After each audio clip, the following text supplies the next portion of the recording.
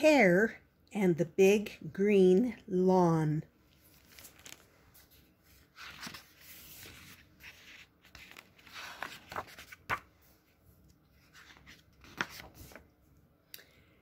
Hare moved away from the country. He took the smallest house with the biggest lawn at the end of the street.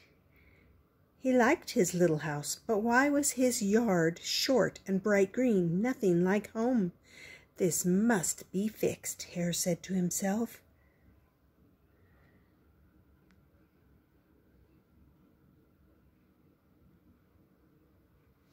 See, that's probably Hare's house right out there.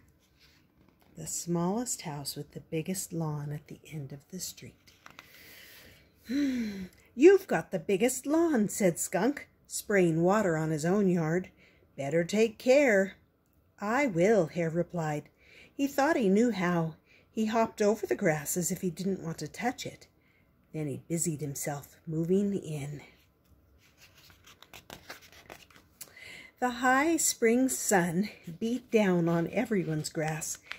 Hare's neighbors, Skunk, Bobcat, and Raven, watered their lawn and got hot. Hare stayed in the middle of the Hare stayed in the shade of an umbrella and kept cool. His grass wilted and turned brown, but he didn't mind. He waited and hoped and hoped and waited. Short, blinding rain came, and Hare's grass disappeared into mud. He rolled around in the cool goo and chuckled. Was it muddy enough? Oh, how the neighbors stared! The mud dried. Wild plants popped up in Hare's big brown lawn. Sagebrush, blue stem, June grass. No need to water them, they grew tall, but were they straggly enough? Hare was sweeping his walk when the sagebrush parted. You've got weeds, Bobcat growled. Hare smiled. Look, he's got a thing here that says weed killer on it. Wind swept over the neighborhood. It reached Hare's straggly, weedy lawn. Tiny seeds settled in. More rain fell. Not much, thought Hare, watching from the window, but enough. He crossed his paws for luck. Ooh, what are those? Do you know what those are? Those are some seeds. Soon Hare's straggly lawn came up to his ears. Short wildflowers bloomed, orange paintbrushes, red skyrockets, blue harebells, his favorite. He was picking a small bouquet when Raven glided by. What a big mess, she croaked. She gave him the eye, just as a breeze carried her back to her lawn. Hare hopped happily through his big messy yard to his house. How beautiful the little bouquet looked on his kitchen table.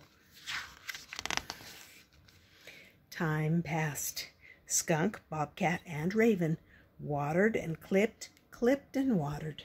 Meanwhile, Hare swayed in a hammock and dozed.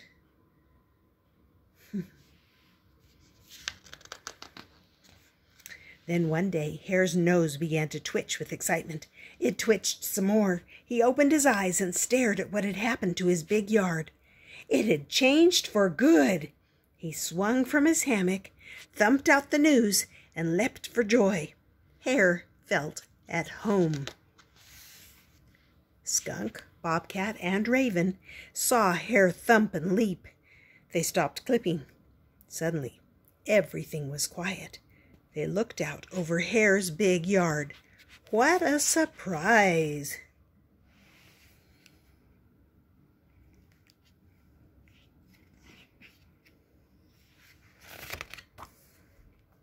It was no longer messy, or weedy, or straggly, or muddy and brown, and certainly not bright green. They sniffed the air and left their lawns. Up Hare's path they came. We came to say, began Bobcat. A lizard slipped by. We need to say, croaked Raven. A cricket sang. Skunk took an important breath. That scent, I still know it. Sweet sagebrush, she said. Hare, this isn't a lawn anymore. What is it? Bobcat and Raven leaned in close. It's a meadow, Hare replied. Look, there's a lizard. Look at the meadow. All those flowers and butterflies. Ah, they said. Skunk sank her nose into the sagebrush. Bobcat batted at a butterfly. Raven remembered that she could sing.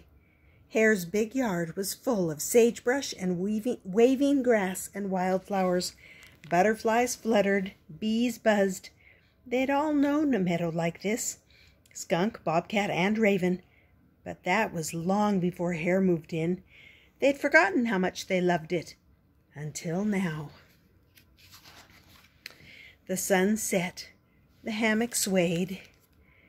Up from Hare's big silver meadow, fireflies rose and twinkled like tiny stars. It was peaceful there. And then there's some directions on how to grow your own meadow. And it says, have you ever seen a field of wildflowers? In the story, Hare comes from a place just like that, where all sorts of flowers and plants live naturally. No one has to grow them. The plants that pop up in Hare's yard are native to many western prairies. They live just fine without any help from people.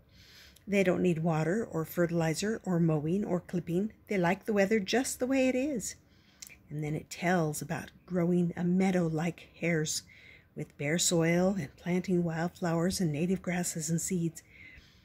Okay, and how you have to water it a little bit at first, but once they've taken root, it'll do great.